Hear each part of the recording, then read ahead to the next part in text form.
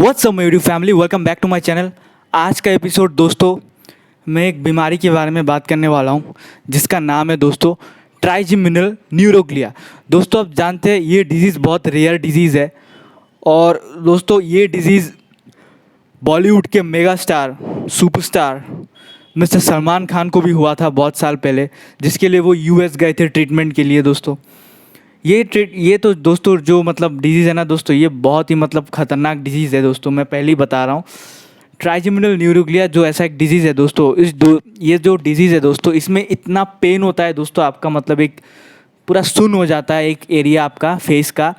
Trigeminal nerve दोस्तों जो होता है वो कान के पीछे होता है। यहाँ से दोस्तों कान के पीछे से ये मतलब ऐसे 3 उसका ब्रांच भी है, मतलब ऐसे निकल के आता है। वो मैं आपको बताता हूँ उसका। ऑप्थेल्मिक ब्रांच जो ऊपर का फोरहेड में, और मैक्सिलरी ब्रांच जो इधर है, और एक है मैंडिबुलर ब्रांच। ये 3 ब्रांच है, यहाँ से ये सेंसेशन आता है ट्राइजेमिनल नर्व का।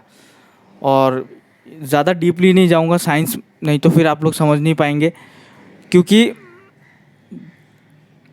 ये डिजीज़ में दोस्तों इतना पेन होता है दोस्तों, हमारा बॉडी मतलब फेस इतना पेन होता है, मतलब आप लोग मतलब कुछ मतलब आप चबा नहीं पाएंगे, खा नहीं पाएंगे, कुछ पी नहीं पाएंगे, शेव नहीं कर पाएंगे। बहुत ज़्यादा वो होता है दोस्तों इस वो का। सो दोस्तों मैं इसके इंग्लिश में एक डेफिनेशन बता देता हूँ आप लोगों सबके सामने।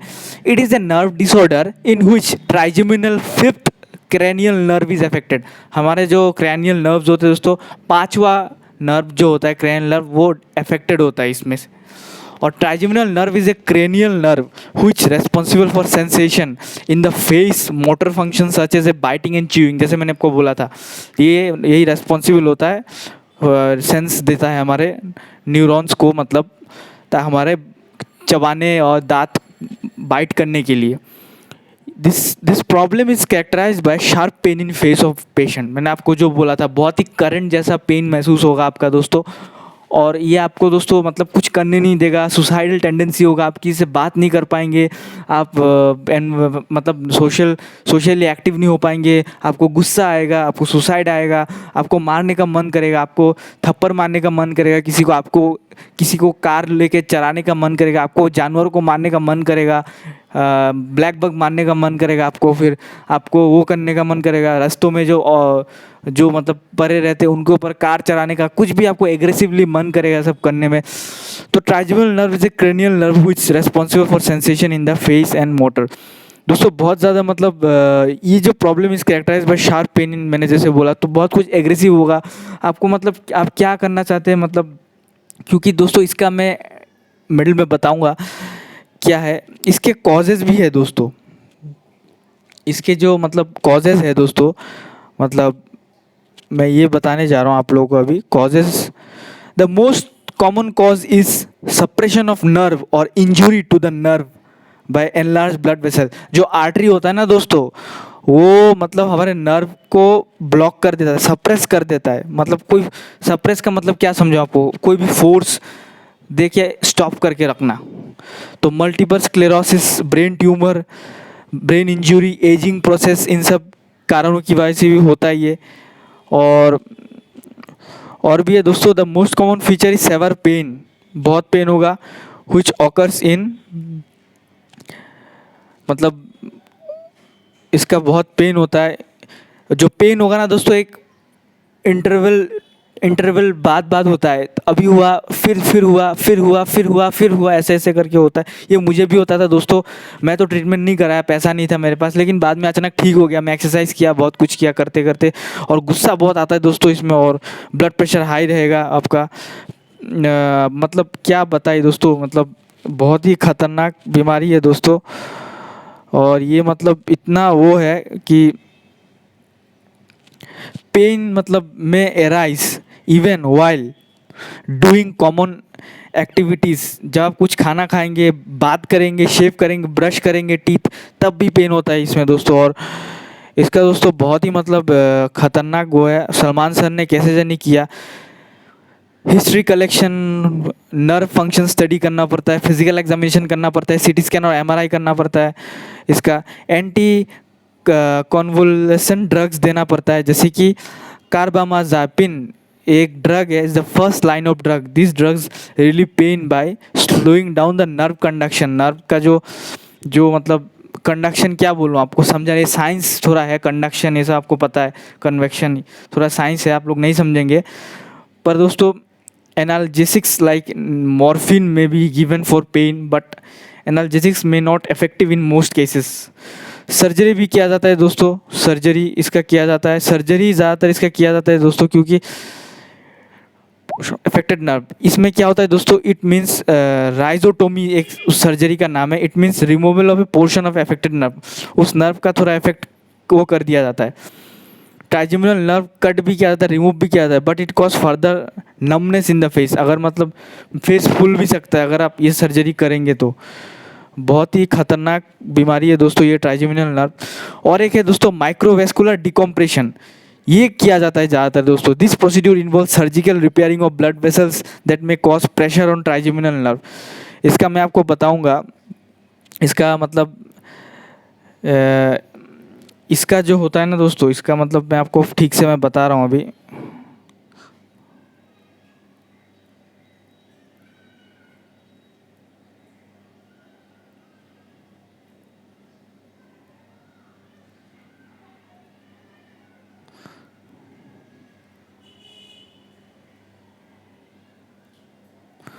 इसका दोस्तों इसमें क्या होता है, मैं आपको, मैंने ये लिखा हुआ है नोट्स करके। इसमें क्या होता है दोस्तों माइक्रोवेस्कुलर डिकम्प्रेशन में दोस्तों, पहले तो दोस्तों इट इज़ एक्चुअली ये cause by blood vessel compresses against A cranial nerve that's called trigeminal nerve. जो ब्लड वेसल होता है ना दोस्तों, वो कंप्रेस कर देता है, सप्रेस कर देता है क्रैनियल नर्व को।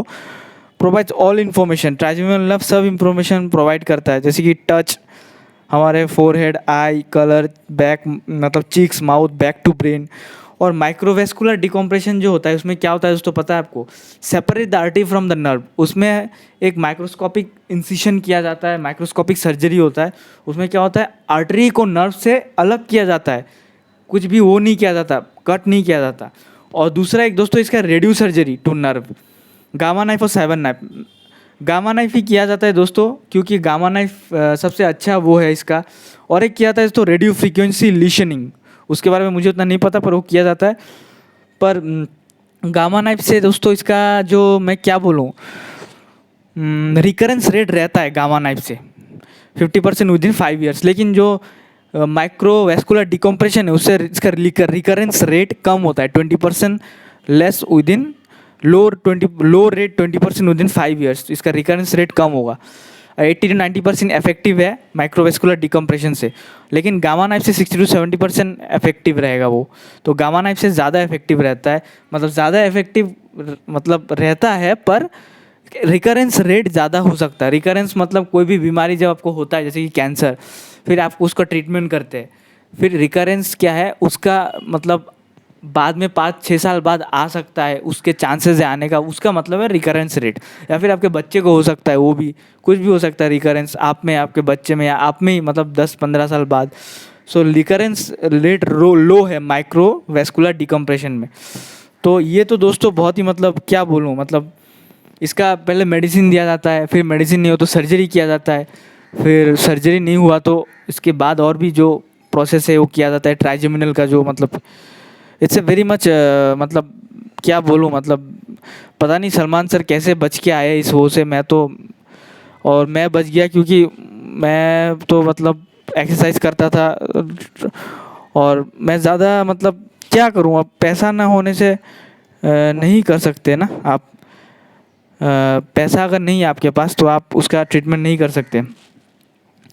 तो दोस्तों बेसिकली न्यूरोलॉजिकल प्रॉब्लम है, तो इसका दोस्तों बहुत ज़्यादा मतलब क्या बोलूँ, मतलब ख़तरनाक प्रॉब्लम है इसका। मैं मतलब आप लोग ये भी नहीं कर सकते कि सेंसेशन, मतलब न्यूरॉन्स का बहुत न्यूरॉन, नाड़ी जो होता है ना दोस्तों हमारा बॉडी का सबसे मेन होता है। अगर नाड़ी आपका ठीक नहीं होगा ना, आपका नर्व का प्रॉब्लम होगा, तो आप ज़िंदगी भर पछताएंगे उसके लिए। तो यही प्रॉब्लम है। बाकी तो दोस्तों इतना ही है, इसमें कुछ है ख़ास नहीं है दोस्तों। पर न्यूरॉन्स के लिए आपको बादाम खाने चाहिए, अच्छा अच्छा खाना चाहिए आपको। बादाम खाइए, काजू खाइए, वॉलनट खाइए, पिस्ता खाइए, तो आपके न्यूरॉन्स सही रहेंगे, दिमाग काम करेगा। Open view and open mind, दिमाग खुला व्यू देखेंगे तो खुला खुला दिमाग भी काम करेगा, और पैसा कैसे कमाएंगे ये भी होगा, सब कुछ होगा। देखिए मैं तो आपको बता रहा हूँ सब। और इस तरीके की बीमारी दोस्तों बहुत कम लोगों को होता है, सबको नहीं होता, मतलब it's a very rare disease. सब लोगों को ये नहीं होता है, मतलब एग्रेसिव हो जाते हैं लोग इस बीमारी में। तो मतलब मैं तो यही बोल रहा हूँ कि आप लोग इन सब चीज़ों से दूर रहिए। और गामा नाइफ का ट्रीटमेंट भी दोस्तों आप बहुत एक्सपेंसिव है। एक्सरसाइज करिए दोस्तों, अनुलोम विलोम कीजिए, योगा करिए। अनुलोम विलोम बहुत करना ज़रूरी है दोस्तों, नहीं तो दिमाग ठीक नहीं होगा। चलिए दोस्तों इतना ही वीडियो में, चलिए बाय, थैंक यू। मैं इतना ही बोल सकता हूँ, उससे ज़्यादा मैं डॉक्टर नहीं हूँ, पर फिर आप लोग बोलेंगे कि मैं डॉक्टर हूँ। चलिए थैंक यू, बाय।